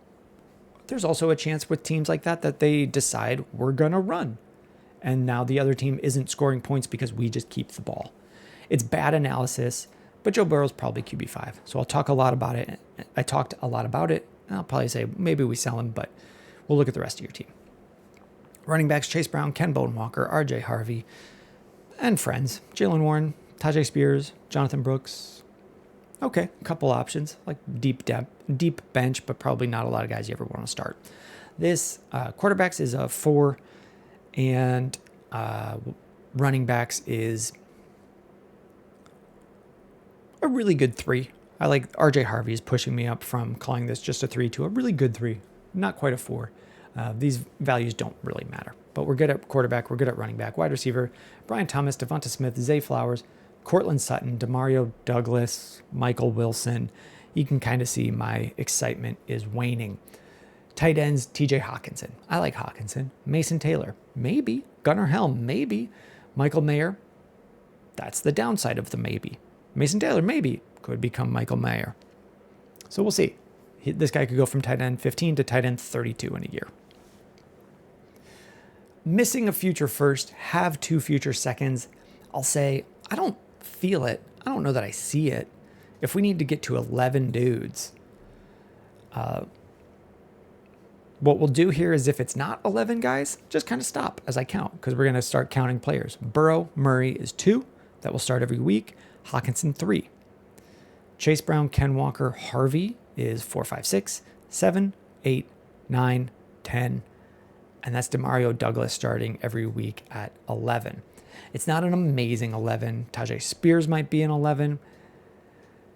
If I'm trying to bolster this lineup, like we talked about, I'm moving on from Joe Burrow. I'm not waiting for touchdowns to repeat because that's one of the things in fantasy football that doesn't just repeat. It's not as predictable to repeat. Target share usually repeats for good wide receivers. Devonta Smith's target share is probably going to stay about the same. Brian Thomas's might change, but that's more sticky year to year and predictable than this guy threw touchdowns last year, so it means he will throw touchdowns this year. That's not something that the fantasy community is actually that good at predicting. So I would look to down tier here because you can get a lot for Joe Burrow. He's going in the first round in startups. If you could down tier to Baker Mayfield would be a really good option, who's just going to throw who also throws a bunch of touchdowns, is only 1.5 years older, and people just don't value him where he should be because he got benched for a couple of years. But he's been playing really well for multiple years now. I'm fine with Baker Mayfield, and that would be a down tier target for you. What you want to get is an up tier from probably Zay Flowers, who's at his value ceiling now and is what I just call a leaky bucket player. Maybe he has a great year and gets up to from wide receiver 23 to wide receiver 20. Like if Zay Flowers has an amazing year, he's probably not going to be seen as better than Devonta Smith is right now. So he's already pretty close to his ceiling. And if he doesn't break out in year 3 and become a much larger part of Baltimore's offense, this value is just going to keep going down. So if I could take Burrow and Flowers and come away with Baker and the Baker owner, like, could you get up to Amon-Ra? Could you get way up? I don't know what this guy thinks of his team, but I'm seeing what I need to add to. Oh, yeah, you could get Amon-Ra. Yeah. Talk to this guy about Baker, Amon-Ra for Burrow, Flowers. Punch it in. Trade calculators are flawed, but if you go to keep trade cut and you just type in your 2 players, his 2 players, and then just keep throwing junk picks on it and see if he bites. Make it light up green. He has no picks for a while, and his team is kind of devoid of value. See what you can do. Because you can restructure this value into heavy point production and find your way in the playoffs. And really all we care about is getting into the playoffs. You can get there. RJ Harvey could have a big value spike. You've got 3 good options here. You could fill out an 11 and get in. But it's tight. And we don't have a first next year to really restock things. So it's probably time to just move on from Zay Flowers. Other options, if things aren't going well early, if you find yourself 1-3, we start selling things like Smith, Flowers, Sutton, Douglas. I mean, if you could get stuff for Douglas now, I would sell him.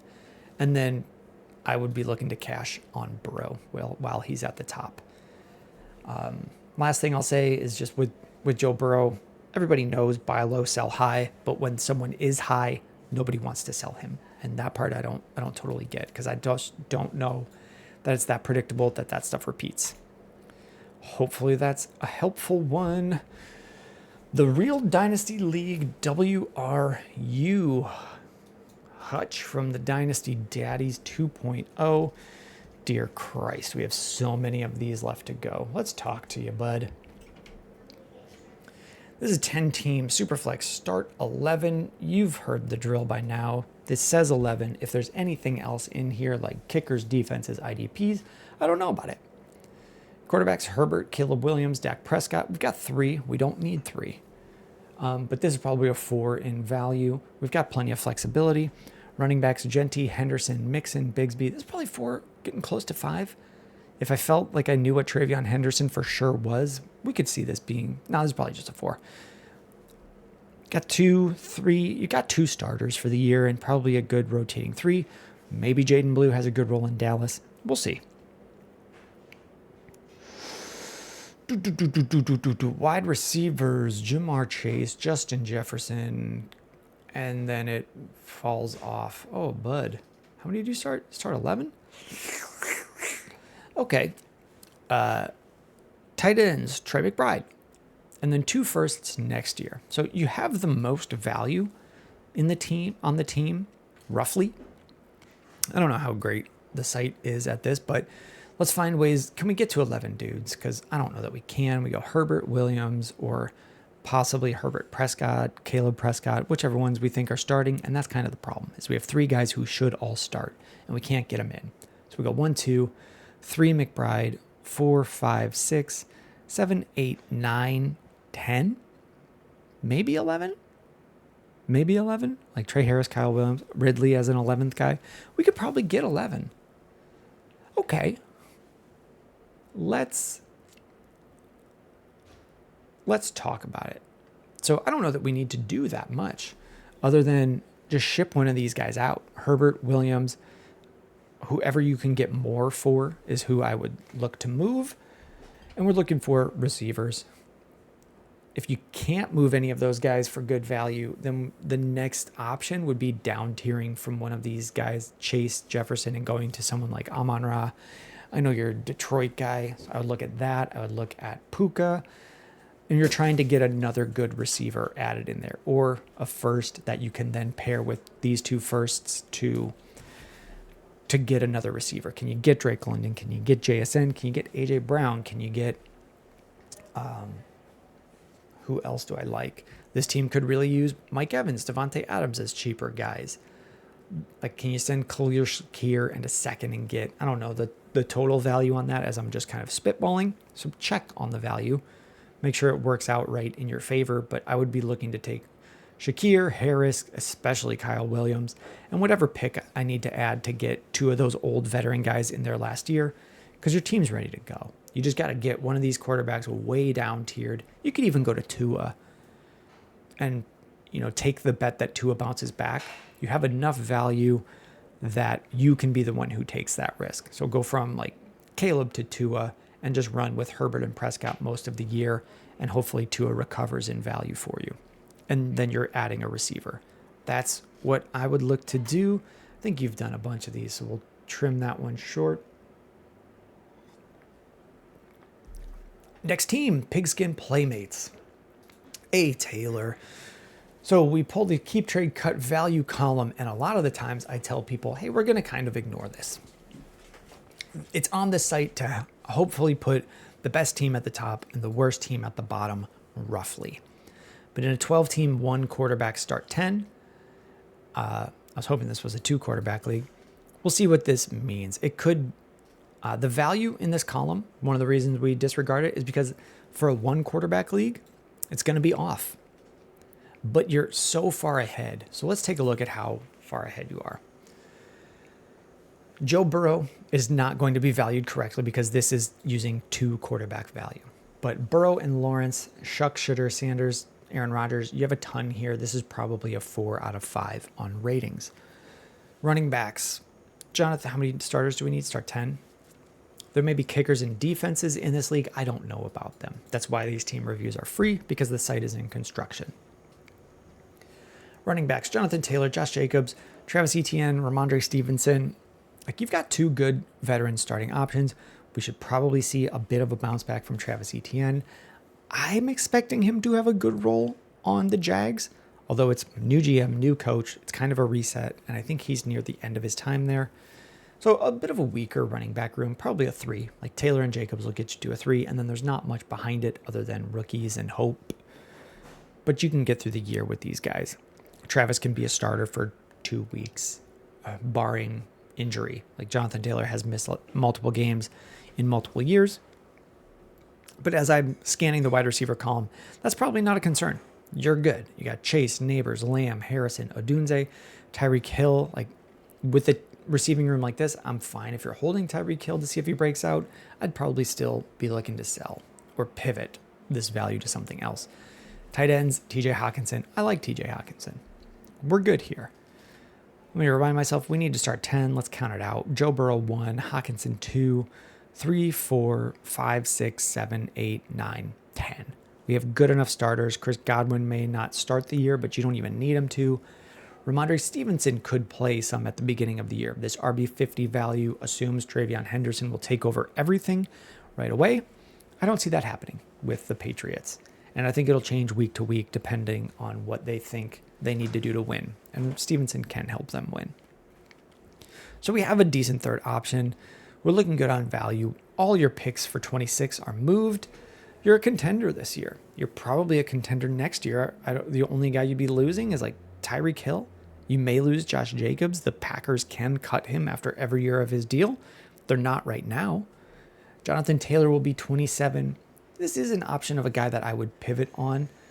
Both of these guys I would be open to. Like, I don't love having both on my team.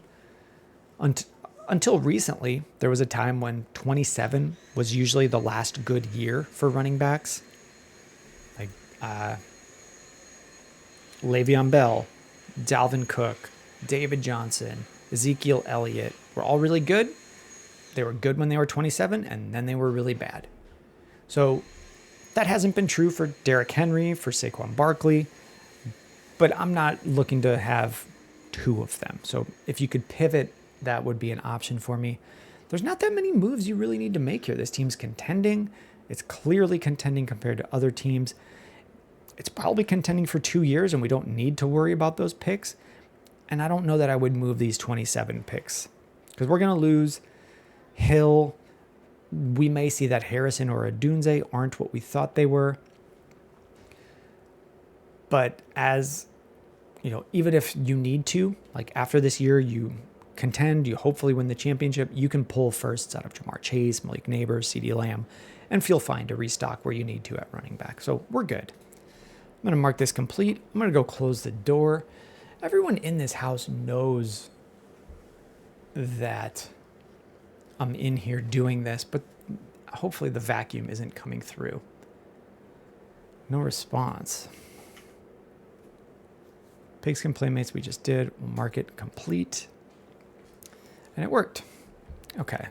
Crack Dynasty, let's make a deal. I'll be right back. I'll probably just say that again.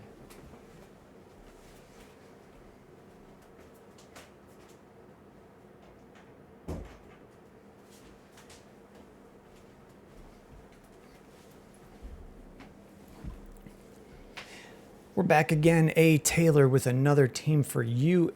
I think you submitted these a little while ago, but they are free. So I'm not going to worry too much about any sort of delay on this. So same thing as last time. We have this value column just to sort this stuff. But now this team is probably not as much of a sure thing to be at the top as the last one we looked at. 12 team Superflex start 11. I like that so much more than a one quarterback league. Let's talk about your team. Drake May, Bo Nix, Trevor Lawrence. You got three options. Drake May and Bo Nix, both really hyped up guys, high value guys. And I don't buy it. I don't see it. So like we were saying with this column, like sometimes value is misplaced. I don't see it with Drake May. He might be fine, or he might be amazing. Last year he was fine. I think he started like 10 games and was a QB2. And then they added Stephon Diggs, a 400-year-old receiver. When you think of the other receivers on the Patriots, they're generally awful. The coaches have changed. They've added some offensive line pieces, and they did need that. Maybe Drake May breaks out, but at this value, at this price, you're paying as though he has broken out. So there's not that much room. There's some room for his value to go up. Like maybe he's the next Josh Allen, but most guys aren't the next Josh Allen. And you're already paying as though he's amazing. QB7 is interchangeable on day to day. Like Drake May is sometimes QB6, and he's flipping with Patrick Mahomes, who has real MVP upside. Like we don't know that Drake May has that. Bo Nix, can run and can throw short passes well. And that worked for Denver last year. We hope it works again for them this year. But I don't know that he's actually that talented. He has a good high value floor with his running, but his actual quarterbacking was only okay last year. Trevor Lawrence is a great third option. I would be fine with him as a second option on this team, and I would probably suggest that we just move one of these guys outright to get the value of them into your starting lineup. Running backs, Hampton, Connor, Jones, Braylon Allen, and friends. We've probably got 2 starters each week. We hope that Connor and Aaron Jones hold the role at 30, but that's not that common in the NFL. It's not that common for guys to stay great after 27. I don't know that Connor or Jones ever was amazing, but we're just looking for QB2 production from them. So this is like a week 3. This is probably a 4 on value, but if we're just looking at production, I don't feel super confident with those 3. Maybe I do with Nix and Lawrence. Wide receivers, Brian Thomas, Marvin Harrison, Garrett Wilson, Matthew Golden, Jacoby Myers. We've got starters here. And then tight ends, Dalton Kincaid and Kyle Pitts, and rookie Gunnar Helm. I've never been a Kincaid believer, and Kyle Pitts just hasn't ever, we've seen him be bad for a lot of years. I think he was like tight end 15 or 16 in terms of production last year or points per game, and he's still holding tight end 13 value because he was the number 4 pick in the draft. I would be looking to make some moves here. I mean, Kincaid and Pitts feel like the Drake May of tight end. What if they break out? What if they break out? What if they don't? What if they never do? And you're just stuck holding Kincaid and Pitts. I mean, I guess they hold value. Maybe Drake May just holds his value for a long time. Typically with quarterbacks, though, teams move on. Drake May could become Justin Fields. We don't know. I haven't seen him play enough. He probably won't become Justin Fields. That's not a strong take of mine. I just think his value is too high for the production that he's had. So we need to get to 11 starters. Let's talk about it. We got 1, 2, Kincaid 3. There's a tight end premium, so we're probably actually starting 4, 5, 6, 7, 8, 9, 10. Myers at 11. That's a fine starting lineup. That can work. If you could take Drake May and Nix and just combine them into one great quarterback, I would do that. But realistically, I would probably just take Drake May and try to get, if you need to add something, to get Drake London. That's something I would consider, and just get that in your lineup each week. Myers is a great flex option. This team could use, if you're converting out of Drake May, you could also get A.J. Brown plus, A.J. Brown plus Kamara to fill your running backs. And then you'd be starting Bo Nix, Trevor Lawrence, and just have a much better producing lineup week to week. Your top 3 in value, but it doesn't, some of it's just going to be sitting on the bench on fire burning. Trevor Lawrence can't start if you're already starting 2 guys. So we want to move one of these high value guys. Basically, with this team, I don't want to take the bet that both of these guys ascend if I can just cash out on one of them and get production now every week at wide receiver. That's what I would do here. I'll cut it short because I think you have another one in the queue, and we've got about 100. That one's busted. Raid, the football bees. Where are you? Top of the board by quite a bit. You've seen some of these before, Raid. We talk about this column. We say, hey, whoa, slow down. This is just here so we can sort the teams generally. But if you're at 111 and the next closest is 97, 96, 93, all the way down to 78, there's a good chance you're a playoff team. This is a 10-team Superflex Start 11 PPR 1-point tight end premium. Let's take a look at your boys. With the Superflex, I like these 3. We got a lot of upside in Caleb. You're not paying for a ton of production that hasn't happened yet. Purdy is a really great option that is slept on. It's just a really good way to buy production for a low price. Brock Purdy. He's listed as QB 14. He's 25. He's young. He has a contract, and he puts out QB1 numbers. Tua Tagovailoa has a contract. It's going to be hard for them to move on from him unless he retires, and he keeps saying he won't, and I'm going to listen. We could see that Tua doesn't get concussed again. Like that is a real possibility. He's still plenty young, and he produces as a QB1. So you've got 3 options here. It's going to be hard to move Tua. That's that whole sentence. I won't continue on that. Running back, this is good. Probably a 3. No elite options. Maybe Caleb becomes an elite option. I hope he does. I'm a Bears fan, but I'm not going to value him in Dynasty as though he is. Running backs, Bijan Robinson, Ashton Genty, Saquon Barkley.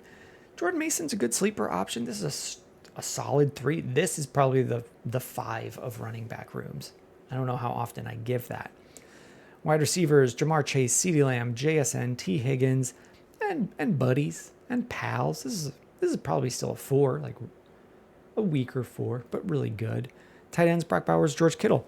Okay, full tight end premium, we can probably get to 11. We'll go 1, 2, 3, 4, 5, 6, 7, 8, 9, 10. An amazing 11. This is contending. You're contending this year. You're going for it next year. You're going for it the year after that. If you need to in a year or 2, I would see if you can get a first out of CeeDee Lamb and get to someone like Puka. I mean, if you could do that now, I probably would, just to get the first and accumulate, get something producing value again. But you're ready to go. I would do something similar if you could do Brock Bowers and get a first out of it for Trey McBride. That's kind of stuff I would be looking at, because you're so locked in. You're going to make unless there's a catastrophic injury or a catastrophic situation where your whole team explodes, and there's no way this team is going to miss the playoffs. It just looks so good. In a year or so, you'll need to replace Saquon. It could be as soon as this year. So options for that. Chase and Lamb, you can pull the first and get really good production as well from Puka, Amon-Ra. Those are the guys I would look at after this year. If Brian Thomas Jr. is still amazing, I would look to see, can I get a first out of Chase and move to someone else? You're good to go, though. I think you submit this and you just hope that I glaze up the team, and I will. There's not a ton of moves that you need to make. You just need to worry about Saquon retiring next. I would stop selling picks, because by the time you get to 28, 29, you'll need to restock things. We'll call it done. Thank you, Raid. Do you have another one for me? Nope, that is the same team. The queue, oh my gosh, the queue's almost getting to the end. No, almost getting less than a full bar, not near the end. No, this is Patrick for Legend Koitik. Here we go. You know the drill. You watch the streams. 10 team Superflex, start 10, PPR, half point tight end premium. I like the SpongeBob names. You're third in the queue, but it is a tightly packed league, so any team could probably make the playoffs. Let's look at what you got. Is this a 1 quarterback? Superflex. You're running thin. Kyler and Stafford, this is going to be like a 2. Stafford hasn't actually been an amazing QB2 or an amazing second option. He's been like a back-end quarterback 2. But this is enough to compete depending on how the rest of your team looks. And this is probably like a decent keep trade cut value to production ratio. Running backs, Achane, Aaron Jones, Javonte Williams, Jonathan Brooks. So I haven't looked at these other columns yet, and I'm not going to look because I want to say, we need these other columns to be great if we're looking at just Kyler and Stafford. So this is probably a 2. This is like a really good 2. Like Achane's going to be really good. And now as I look over, this is very good. Chase, Jefferson, Amon-Ra St. Brown, Zay Flowers, Olave, Pittman. This is probably a 5, a 4, a really good 4. Like if we had, what would get it up if Zay Flowers was JSN? And the good thing is, it looks like you have enough stuff that we could just up tier. Tight ends, George Kittle, Hawkinson, small tight end premium. So we might be starting Kittle and Hawkinson. Let's see what we got. We need to get to 10 in a 10 team, so a little bit shallow, but we got Murray, Stafford. I mean, Stafford could be QB 20 this year. That's kind of the tier that we're looking at. But 1, 2, 3, 4, 5, 6, 7, 8, 9, 10. Did I say 11? No, 10. So you're good. So moves you can make. I'd be fine if we sold a couple future picks. I mean, I would put Alvin Kamara on this team for whatever it cost. And then can we pair up any of this stuff? Can we flip any of these guys into a pick and then start using that pick to get Kamara, James Conner, like good, cheap veteran running back options? Can you go? I don't know what you need to add on to Zay Flowers to get to Devontae Adams and a good future pick. Or you could just do Zay Flowers, get Devontae Adams and a pick and use that pick to buy Kamara. That's what I would look to do with these guys. I mean, they're all like wide receiver 60. I've gotten a third from Mims. You could probably get a little bit more or package him with Pittman. But I'd be looking at Jacoby Myers as one of your last starters. We hope Pittman bounces back. This team's probably contending this year. You're going to lose Aaron Jones, but you have some picks to replace him with. Yeah, this is a contending team for probably 1 to 2 more years. And I think you can try to take some of this, like Troy Franklin. I think he's probably dust, like gone. Wan'Dale Robinson might be starting for you. Is this full PPR? Yeah. He catches so many balls, and their quarterback situation was so bad last year that he can still be that high target player and sneak into your lineup as one of your last starters. So we can look to up tier and combine Flowers and Olave, combine Flowers and Pittman, combine Olave and Pittman, Olave and Flowers, I probably already said. I would look to do a little bit of up tiering. Grab a veteran running back, not really many moves at quarterback. And then that's what I would do. Yeah, I don't know that you need to down tier from Chase or Jefferson. And if you were, you already have one of the targets, Amon-Ra. So the other one would be like down tiering from Puka and either getting a pick or just getting a player that can go for you, getting a running back that can go for you. Like, who do they have? Handsome Squidward has... I mean, if you want to get real cheeky and see if you can get Chase Brown and Puka for one of those guys, that's a big value win. I have seen a trade like that happen. I don't know that you'd be able to get it, but I'd throw a little bit on top to do it, just to bolster your production, because you're looking at Aaron Jones, Javonte Williams as possible weekly starters for you. If I had to move from Jefferson to Puka and Chase with a pick or so on top, or one of these other players that we talked about, I'd be open to that. We'll wrap that one up. It's marking as complete. Site's busted. Whoever made this is a moron. It's me. Continental Clashers, show me your TDs. We've been going for an hour 45. Where's your team? Show me your TDs. Oh, this is you again. Middle of the pack. I don't know how many make the playoffs, and it's a start 12. Because I just did one for you, I don't know what the 12 looks like, so I'll just kind of talk through player values for you. Superflex?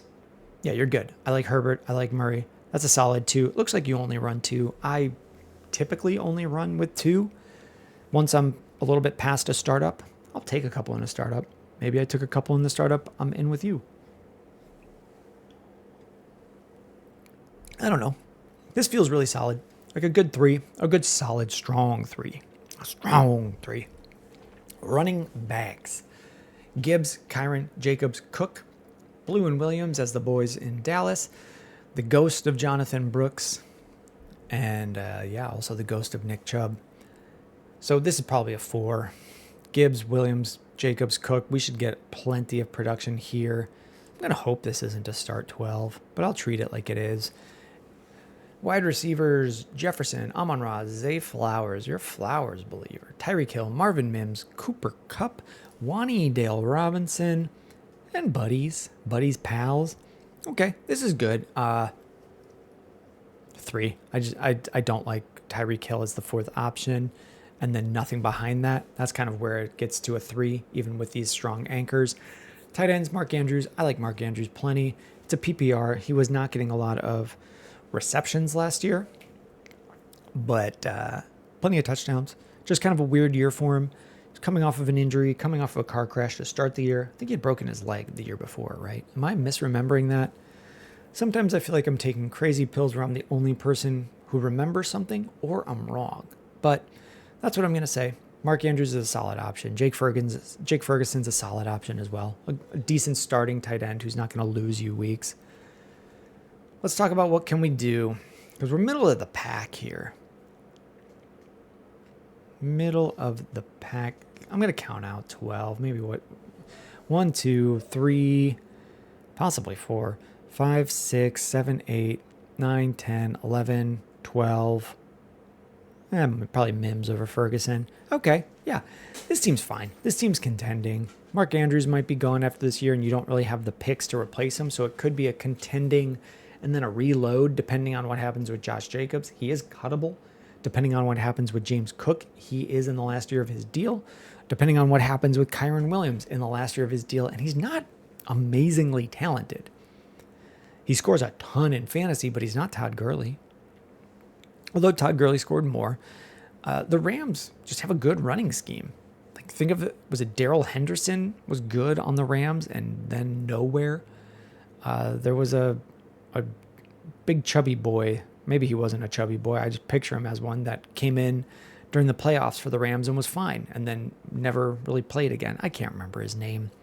But they get good production out of no names. And Kyron Williams, like, he gets really good production. He's been playing there, but he's not actually that good if you look at like his efficiency as a runner, what he does with what the scheme gives him, things like that. So I'm not surprised if they don't re-sign him.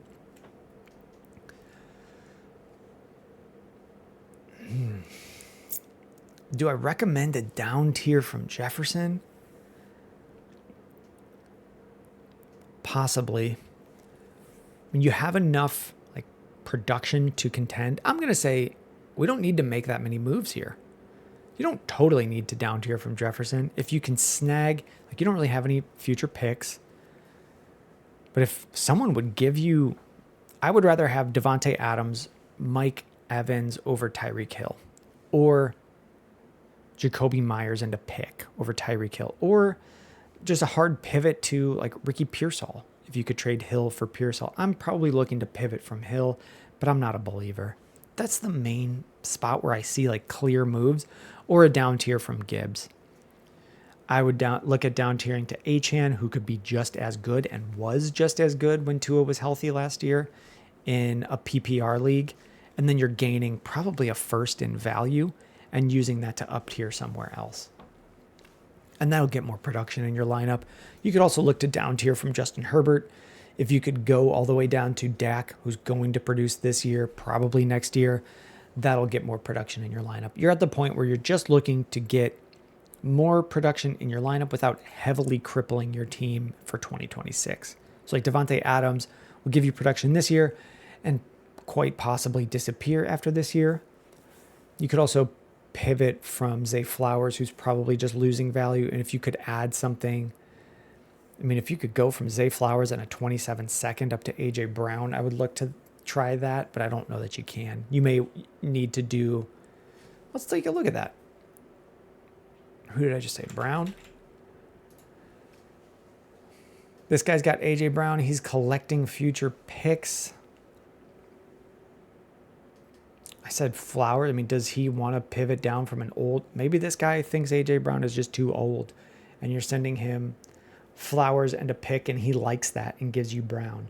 Or you need to do some sort of pivot with, maybe he wants one of your running backs, and we'll call it a pivot for Jonathan Taylor. Like, you're kind of just looking to get gritty. like this guy, and find where you value guys differently and see if you can steal some of these older guys for 1 to 2 more years of production. AJ Brown probably three plus years of production. We'll wrap that up. I don't know how that if I'm going to do 100 team reviews for you. Marvin's Room. Oh my gosh, the queue is coming down. Where is Marvin's Room? Marvin's Room. Okay, Marvin's Room. If you renamed your team, I don't know. I see TS Times, Conkey, Jay Gargan, Where Dak. We're going to move this one to the bottom.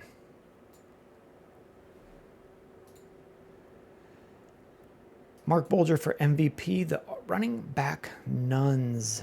RB nuns, bottom of the board. So running back nuns is in a 14-team Superflex start 9 at the bottom of this board. Now, when we look at this column, keep trade cut value, I don't think keep trade cut value gives excellent value, but it gives pretty good value. It gives good enough value to sort this board and say that RB nuns in the bottom 4 on value, bottom 5, bottom 6-ish, is unlikely to be a playoff team. So let's take a look at it. Start 9 PPR tight and premium. We're going to go position by position. We'll talk about where you have value, where you have strengths, where you have weaknesses, and what you can do to become contending quickly or contending for a long time. Quarterbacks: Bryce Young, Aaron Rodgers, Dylan Gabriel, Riley Leonard, Deshaun Watson. This is like a 1 to 2. Bryce Young is probably going to give you solid borderline QB1 in terms of like top 12 production, although you're 14-team Superflex. He's going to be fine. It's going to be fine, but Aaron Rodgers is just going to kind of die on this roster and not help this team make the playoffs. Running backs: Judkins, McCaffrey, Jalen Wright, Javonte Williams, and buddies. McCaffrey could be in the last year of his time in the NFL and is probably a pivot option for this team. Quinshon Judkins, we're probably looking at a suspension, and I don't think this value has totally taken into account that suspension. I don't update it super often, but with big news stories, I'll call it out. Like, hey, this is probably even lower value. Travis Hunter, Ibuka, Khalil Shakir, Bateman. How many do we have to start? 9. Okay. So we're going 1, 2, Jonnu Smith 3, 4, 5, 6, 7, 8, 9. Like, you have 9 starters for a 14-team league. They're not amazing, but this does not feel like a team that's contending this year. Like Aaron Rodgers in a Superflex, probably not the greatest unless the rest of your team is amazing. And it's not. Travis Hunter and Ibuka are developing on this team, but they may not produce in year 1. Like Jamar Chase and Justin Jefferson being monsters in year 1 was uncommon. Brian Thomas then continued it, so maybe that's more of a pattern. Maybe Travis Hunter does produce a lot. Maybe Ibuka does produce a lot. But I'm not looking to bet on that. So if by like week 4 you're not a strong contender, let's just start getting rid of guys. What can we get for Shakir? What can we get for McCaffrey?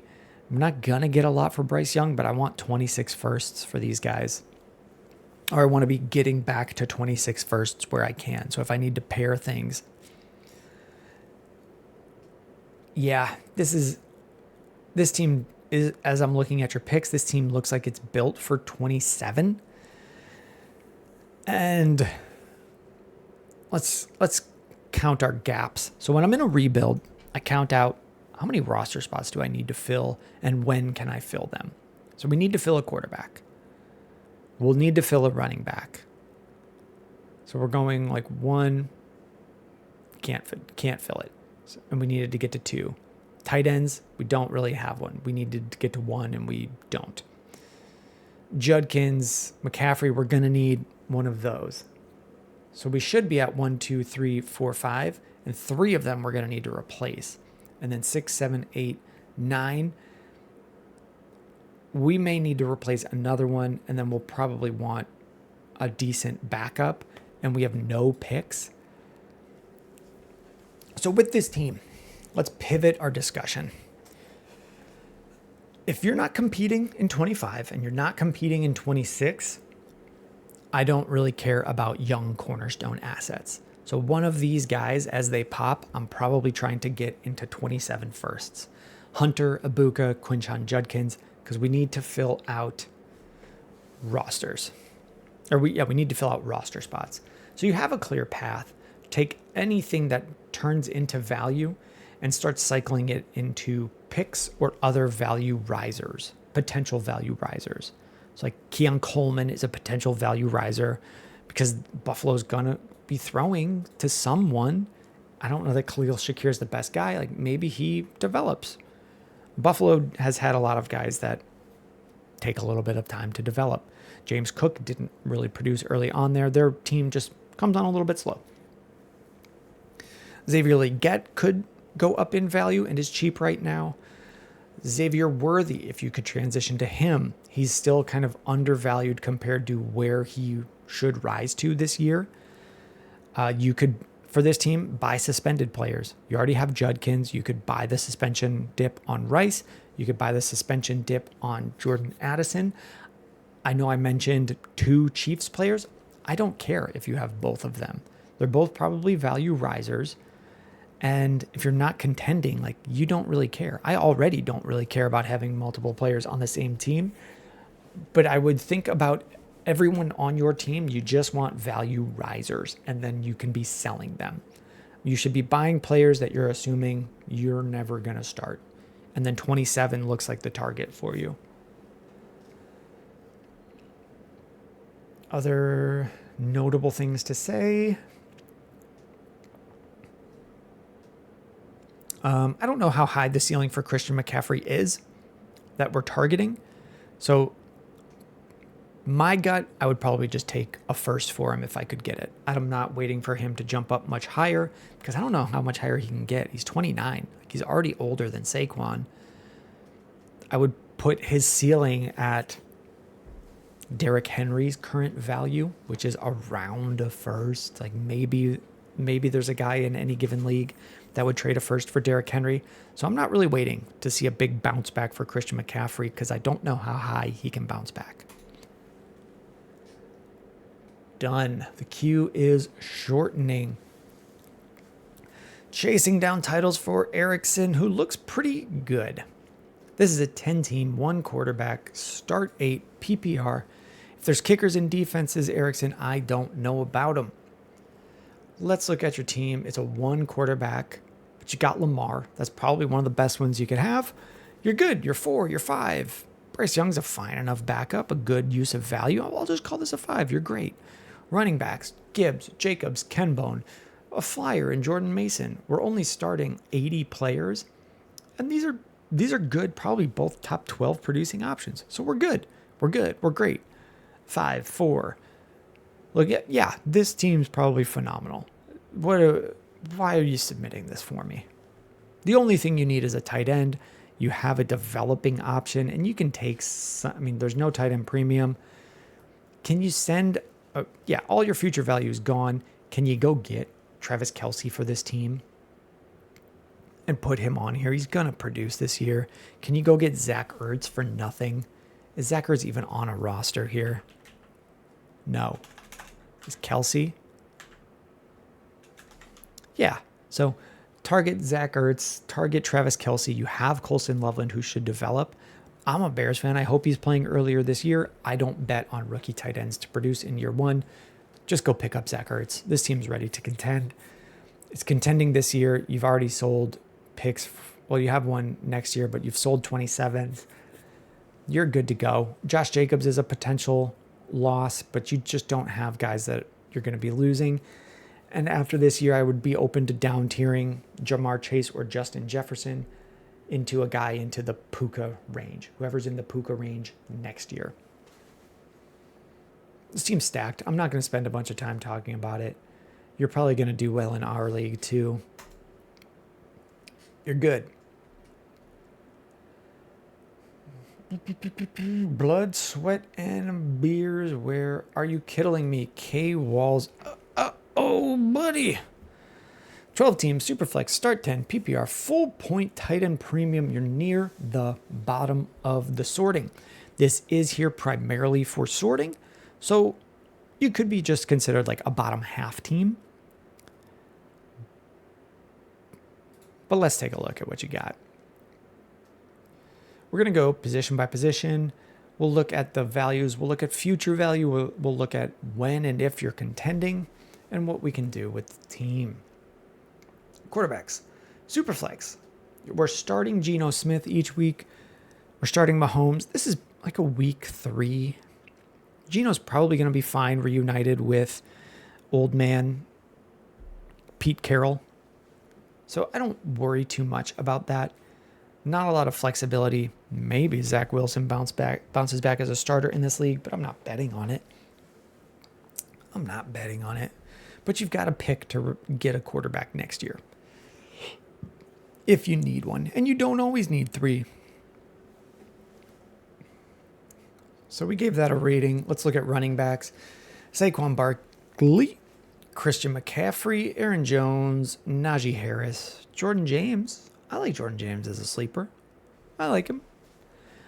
This feels somewhat weak, though. I mean, I'm going to say like a really strong 2. Like we hope we have some production this year. But we're getting to the end of these guys' careers. I don't know how real it is when people count out someone's carries and touches from the previous year and then say that it doesn't repeat the next year. Like I've never really listened to that, but that is something people say about Saquon. But with these 3 guys, like there's a real chance. It's totally plausible that all 3 of these guys are big disappointments this year. So I wouldn't want to have 3 of them. Let's see if there's other options for this team. Oh, wait, no, you're at the bottom. Wide receivers. Jefferson, Collins, Hill, Debo, Pat Bryant. Nothing. Maybe some flyers down here. Like maybe Amari Cooper signs somewhere. Tight ends, George Kittle, Michael Mayer. Okay, what are we looking at?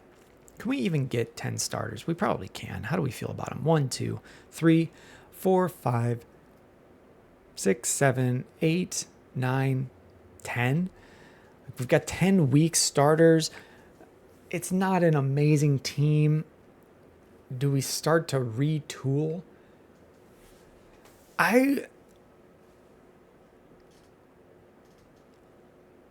Yeah, you're like right on the edge.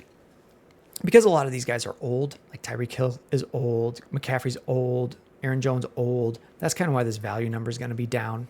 And down enough that you could be the 6th best producing team, the 7th best producing team. You could be. So if I had this team, yeah, I'll probably just keep it where it is and play the first couple weeks. And if things aren't looking great, I'm bailing out for firsts. Like McCaffrey's gone, Jones gone for whatever you can get, Geno Smith gone for whatever you can get, Saquon gone. You should probably be able to get firsts for him. Tyreek, you're hoping to get a first from, and start replacing. The thing with this squad is you could either retool one year and just call this a lost year. I don't know that I want to. But in the future, we're going to need to replace 1, 2, 3 starters. And we can 4 starters. And we don't have anything coming to back it up.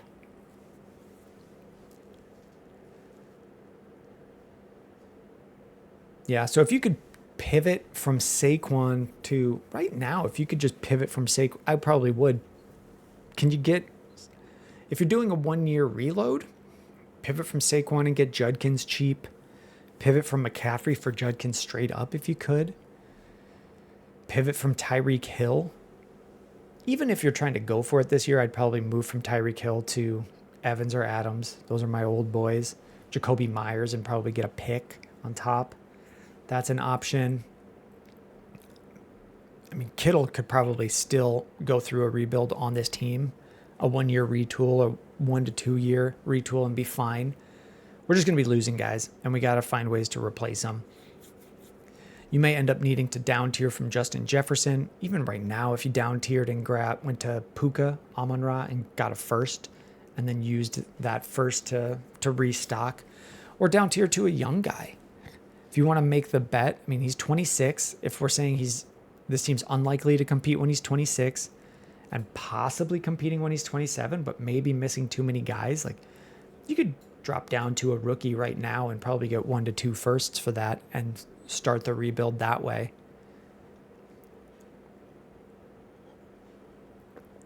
Those are some like gambles.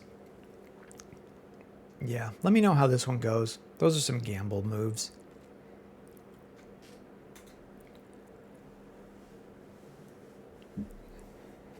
All right, we're at 2 hours. That's going to be the last one I do today. And then we'll have 1, 2, 3, 4, 5, 6, 7, 8, 9, 10, 11, 12, 13, 14 to do tomorrow.